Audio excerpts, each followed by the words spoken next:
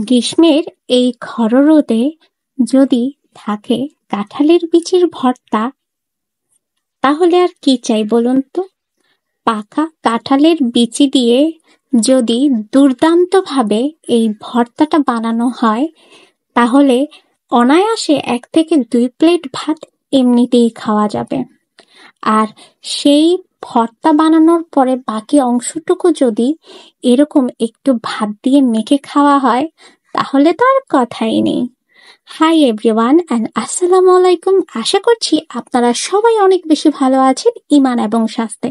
আজকে আপনাদের জন্য কাঁঠালের বিচির ভর্তার রেসিপি নিয়ে এসেছি। রেসিপিতে যাওয়ার আগে অবশ্যই চলুন একটু স্কিন কেয়ারে চলে আসা যাক।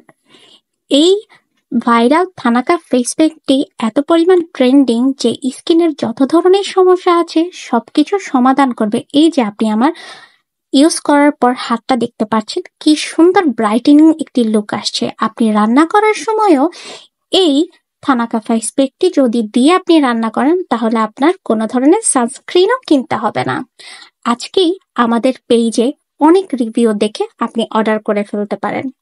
এখন আসা যাক রেসিপিতে আমাদের যেটা লাগছে, কাঁচামরিচ লাগছে এবং পরিমাণ মতো পেঁয়াজ লাগছে। এটা আমরা একটি তাওয়াতে সতে করে নেব কিছুক্ষণ। এটা যদি এভাবে বানানো হয়, কাঁঠালের বিচিটা খেতে এত পরিমাণ দুর্দান্ত হয়, যেটার সাথে আপনার স্বর্গীয় স্বাদ বলা যায়।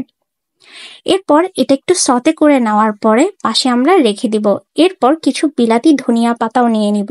এরপর সাথে আমি একটা শুকনো মরিচ পুড়িয়ে নিয়ে নিচ্ছি। এটা আমি টালতে পারতাম, বাট পোড়ার যে একটা ফ্লেভার আছে এটাই অন্যরকম।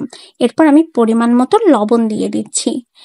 এই যে সবকিছু একসাথে মিক্সচার করে আপনি চাইলে পিষনিতেও পিষে নিতে পারেন। আমার যেহেতু পিষনি নেই, সো আমি এই কাঠের দুকুনিটা ইউজ করছি। আমাদের চিটংয়ের ভাষায় এটাকে দুকুনি বলে, বাট আপনাদের যে যে অঞ্চলে কি বলে আমাকে কমেন্ট বক্সে কমেন্ট করে দিবেন। এরপর আমি খুব সুন্দর মতো এগুলোকে একটু দুকুনি দিয়ে ডুকে নিলাম। এরপরে যেটা হচ্ছে, এই ভালো মতো আপনি যদি একটু গরম ভাতের সাথে খেতে চান, এটা একটু পাশ করে রেখে দিতে পারেন। এরপর আমি ভর্তার প্রসেসিং এ চলে যাচ্ছি। কাঁঠালের বিচি অবশ্যই সিদ্ধ করে নিতে হবে অল্প পরিমাণ লবণ দিয়ে। এরপরে সুন্দর মতো গরম গরম ভাবে ওইটা ম্যাশ করে নিতে হবে। পরে যদি আপনি ম্যাশ করেন, ওটা ভালো মতো ম্যাশ হবে না। এরপর আমি যে আচার বানিয়েছিলাম, সেটার আচারের আমি পরিমাণ মতো তেল দিয়ে দিব। আমি গ্রীষ্মের খর রোদে যে আমের আচার বানিয়েছিলাম, কাঁচা পাকা আমের, সেই আচারের তেলটা আমি দিয়ে দিচ্ছি। আহ, কি অমৃত, অন্য ধরনের একটা স্বাদ।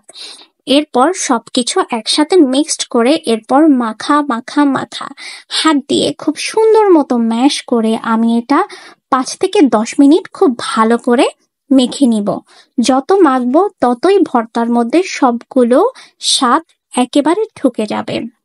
আর অবশ্যই চেষ্টা করবেন পাকা কাঁঠালের বিচি একটু রোদে শুকিয়ে এরপর সেটা ছিলে এরপর গরম পানিতে এটা খুব ভালো মতো সিদ্ধ করে নিতে। এরপর আমি মাখছি, খুব ভালো করে মাখছি।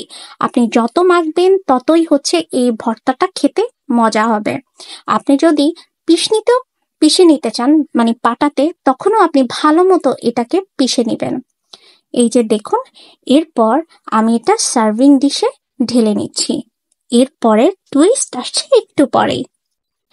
বাকি যে ভর্তাটুকু আছে লাস্টের, যেহেতু আমি পাটায় বাটিনি, সেই ভর্তাটুকু আমি খুব সুন্দরভাবে কিছুটা ভাত, অল্প একটু লবণ, একটু লেবুর রস দিয়ে ভালো মতো মেখে আমি এটা খাচ্ছি আর খুবই আরাম পাচ্ছি।